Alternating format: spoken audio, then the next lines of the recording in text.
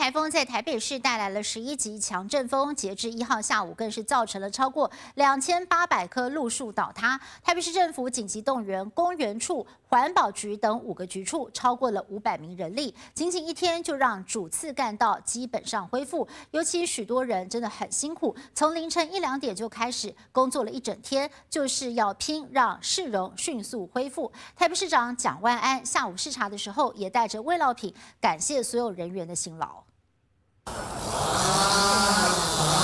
在吊车上伸出电锯，努力清除倒塌树木。北市府同仁这个动作已经做了10几个小时，体力濒临极限。这次台风确实造成我们同仁就是24小时就没有回家的一个抢灾跟加班。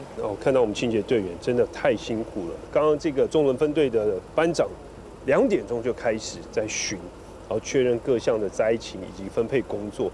然后5点钟，我们5000位清洁队员全部出动。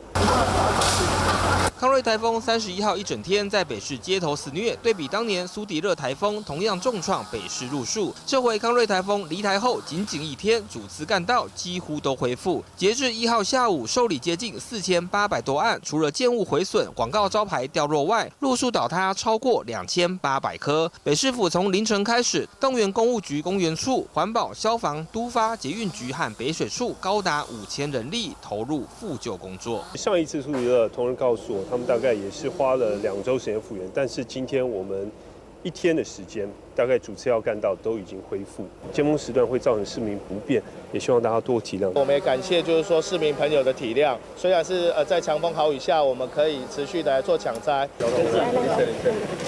蒋万安伸出感谢的手，满身泥泞的工程人员憨厚忙擦手。这群无名英雄耗尽体力，为的却只是让北市早日恢复市容，也要让民众通行恢复日常状况。记者陈武强、饶永忠、王伟成报道。